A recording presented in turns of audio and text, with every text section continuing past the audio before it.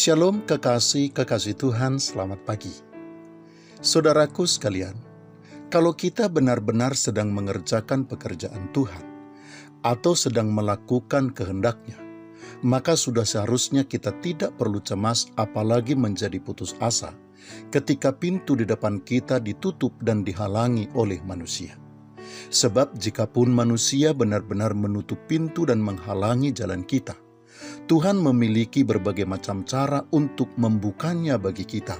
Bahkan Tuhan pun sangat mampu membuat jalan dari yang tidak ada menjadi ada bagi kita. Kekasih Tuhan, di dalam kitab 1 Raja-Raja pasal 17 ayat 1 sampai dengan ayat yang ke-6 diceritakan.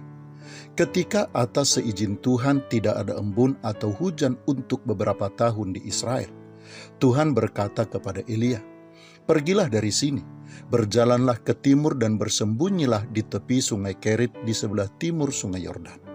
Engkau dapat minum dari sungai itu, dan burung-burung gagak telah kuperintahkan untuk memberi makan engkau di sana." Dan ketika Elia melakukan perintah Tuhan tersebut, maka pada waktu pagi dan petang burung-burung gagak membawa roti dan daging kepadanya, dan ia minum dari sungai Kerit itu.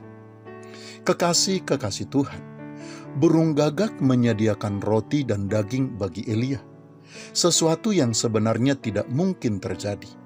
Karena yang pertama, dari mana burung gagak itu mendapatkan roti? Dan yang kedua, bagaimana burung gagak itu bisa berbagi daging dengan Elia?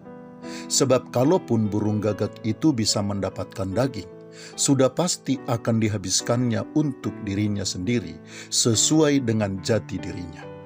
Namun demikian kekasih Tuhan, karena Tuhanlah yang sudah menetapkannya, semuanya itu bisa terjadi. Yang tidak masuk akal dan bahkan yang mustahil untuk terjadi, menjadi hal yang biasa dan tidak mustahil bagi Elia. Hal yang sama juga kekasih Tuhan akan terjadi atas kehidupan kita. Atas pintu yang tertutup bagi kita, Tuhan bisa membukanya. Dan atas tidak ada jalan, Tuhan bisa dan mampu menyediakannya. Tentu saja kekasih Tuhan, kita tidak perlu pusing dan mempertanyakan bagaimana Tuhan akan mengerjakannya. Kita hanya perlu tetap melakukan apa yang harus kita lakukan dan mengerjakan pekerjaan Tuhan yang sudah Tuhan tetapkan untuk kita kerjakan. Selebihnya yang tidak mampu untuk kita kerjakan, Tuhan sendiri yang akan mengerjakannya bagi kita. Selamat pagi, Tuhan Yesus memberkati. Shalom.